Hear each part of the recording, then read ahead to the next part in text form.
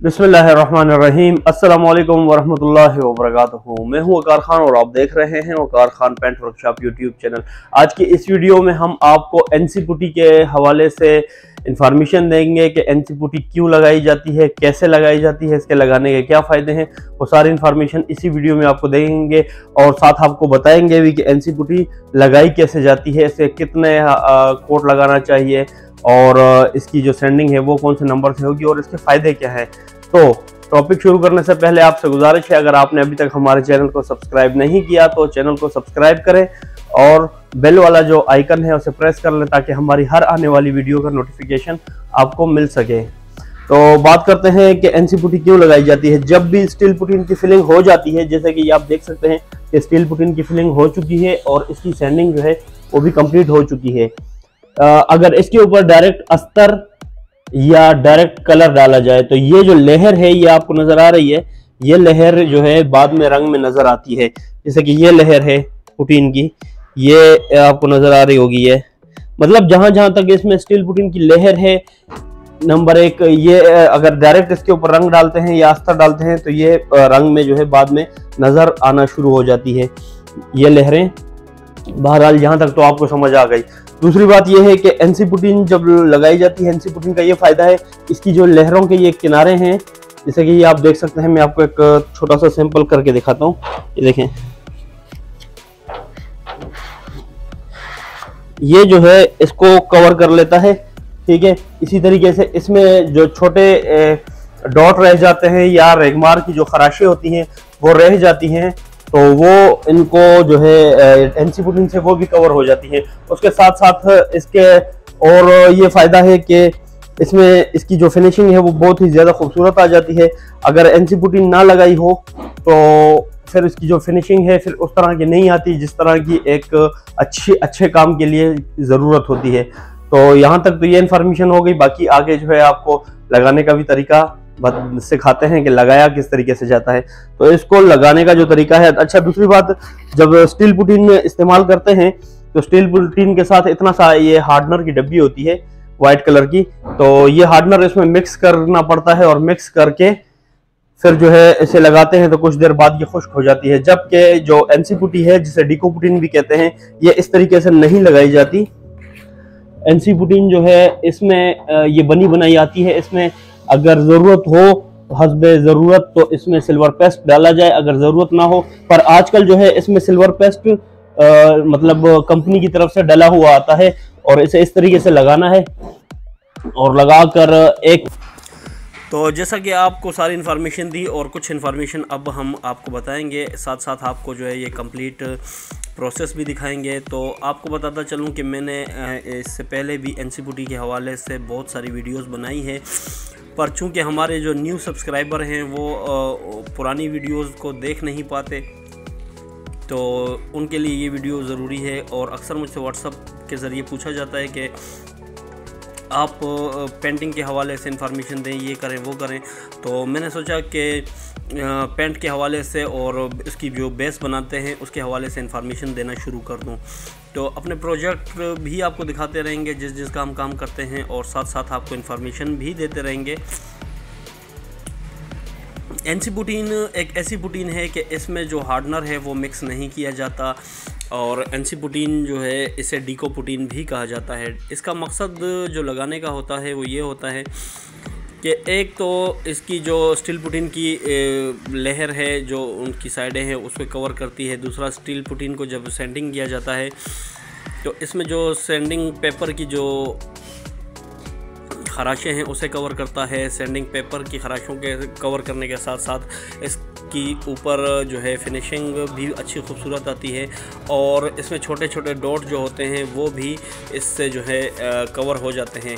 इसको जब भी आपने लगाना हो तो लगाने का ये तरीका है कि आप पूरे पीस को अच्छे तरीके से सैंडिंग कर लें। सैंडिंग करने के बाद इसे आप इस्तेमाल कर सकते हैं और इसकी जो सैंडिंग करना है वो भी 300 में। अक्सर ऐसा होता है कि आपने देखा होगा कि हमने कई वीडियो में जो है बग़ैर एनसी पुट्टी के भी पीसों पर रंग डाला है, पर वो ये होता है कि उसमें जगह की नोयत को देखना पड़ता है। जगह की नोयत को देखकर उस हिसाब से, मतलब अब ये जैसे ये फुल गाड़ी है ये फुल पीस हैं, तो इन फुल पीसों पर जो है एनसी पुटीन लगाना ज़रूरी है। अगर ये कोई छोटी मोटी सी टचिंग होती तो शायद कि हम उसे कवर कर जाते स्टील पुटीन में ही, और उसे हम वो ना लगाते, एनसी पुटी जो है वो ना लगाते।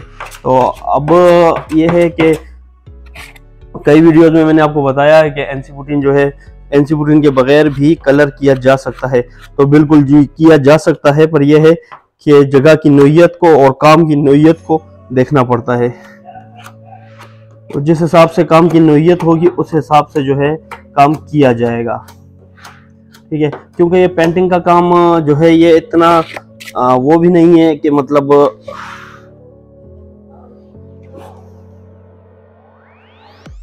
ये इसमें भी जो है जगह की नोयत को देखना पड़ता है। उस हिसाब से जो है इसका रंग हो गया और इसका और बाकी जो मामलात हैं वो सारे डिसीजन जो है वो तय करना पड़ता है उसकी नोयत को देखकर। वीडियो बहुत लंबी नहीं है, बहरहाल ये है कि इसको वीडियो को लंबा बनाने का मकसद ये है कि आप लोगों को जो इसका कंप्लीट प्रोसेस है, कितने कोट लगेगी ये, और ये सारी इन्फॉर्मेशन, और लगने के बाद ये पीस किस तरह से नज़र आएंगे, तो ये सारी इन्फॉर्मेशन जो है ताकि आपको पूरी मिल सके। अच्छा, ये लगाने के बाद जो है इसकी जो सैंडिंग है वो तकरीबन जो है 3 से 4 घंटे के बाद की जा सकती है। पर अगर सर्दियों का मौसम है तो इसे लगाकर कम से कम 1 दिन के लिए छोड़ दिया जाए, और अगले दिन जो है इस पर सैंडिंग की जाए। इसकी जो सैंडिंग है वो 320 नंबर के, 400 नंबर के और 600 नंबर के पेपर के साथ की जाती है। अभी आप ये सोच रहे होंगे कि 320 के साथ क्यों और 400 नंबर के साथ क्यों और 600 नंबर के साथ क्यों।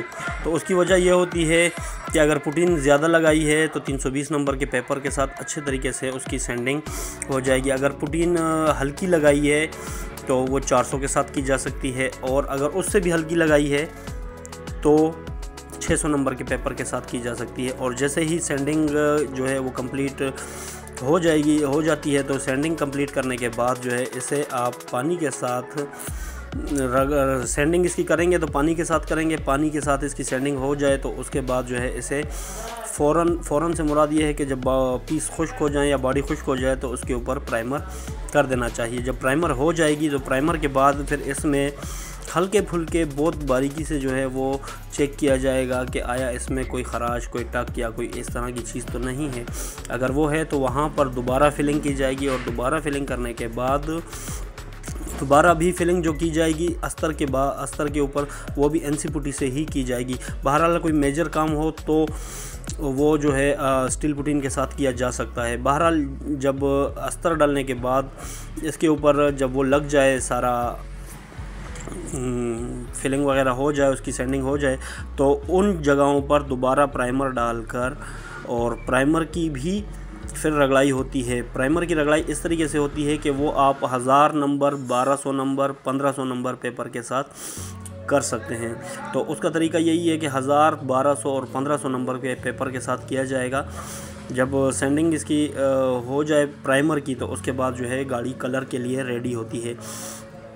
और इसके हवाले से आपको बता दूं कि सर्दी और गर्मी में इसका लगाने का और उसका बड़ा फ़र्क होता है। अगर सर्दियां हैं तो एनसी पुटी लगा कर, हाँ अगर कोई छोटी मोटी टचिंग हो तो उसमें जो है लगा कर 2-4 घंटे के बाद जो है, या 2 घंटे के बाद उसके सैंडिंग की जाए। सैंडिंग करने के बाद जो है उसे उसके ऊपर कलर वगैरह या अस्तर वगैरह जो भी है वो डाला जा सकता है।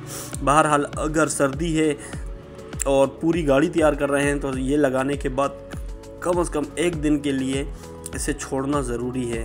तो हम जो जिस तरीके से काम करते हैं, हम एक साइड तैयार करते हैं, एक साइड को छोड़ देते हैं, तो हम दूसरी साइड पर जाकर काम शुरू कर देते हैं। जब दूसरी साइड कंप्लीट हो जाती है, वो भी एनसी पुटी की फिलिंग वगैरह हो जाती है, तो उसके बाद जो है हम पूरी गाड़ी को एक ही दफ़ा सैंडिंग करते हैं, और सैंडिंग करने के बाद हम उसे पूरी गाड़ी को एक ही दफ़ा प्राइमर डाल देते हैं। इस गाड़ी का आपने फ्रंट देखा होगा, फ्रंट पे हमने प्राइमर डाल दिया और फिलिंग वगैरह सारी कर दी थी। उसकी वजह यह थी क्योंकि फ्रंट एक अलग जगह है और बाहर की बॉडी जो है वो एक अलग जगह है। फ्रंट का ताल्लुक़ बाहर की बॉडी के साथ नहीं है। अच्छा, तो इस तरीके से जो है आराम से इसके जो है ना 3 कोट लगाएंगे, और हमेशा 3 कोट ही लगाना चाहिए। अगर अलबत्ता कोई छोटी मोटी टचिंग हो उसमें बंदा 1 हाथ भी लगा देता है, 2 हाथ भी लगा देता है, पर जैसा कि मैंने आपको बताया कि ये जगह की नोइयत को देखना पड़ता है, जगह की नोइयत के हिसाब से जो है डिसीजन लेना पड़ता है। अक्सर हम, जैसा मैंने आपको बताया कि अक्सर हम स्टील पुटिंग के ऊपर डायरेक्ट भी रंग डाल देते हैं, पर जब मेटेलिक कलर करना हो तो स्टील पुटिंग के ऊपर डायरेक्ट नहीं किया जा सकता। फाइनली हमारी जो इस वीडियो का टॉपिक था वो कंप्लीट हुआ, और एनसी पुटिंग जो है वो हमने पूरे पीसों पर लगा दी, और ये पीस अब इसकी सैंडिंग होगी, और सैंडिंग के बाद जो है ये पीस अस्तर के लिए तैयार हो जाएंगे। तो देख सकते हैं इसमें जितनी भी स्टील पुटिंग की वो थी वो सारी ख़त्म हो चुकी है। उसके अलावा इसमें जो कुछ छोटे मोटे डॉट वगैरह रह गए थे वो भी सारे कंप्लीट हो चुके हैं।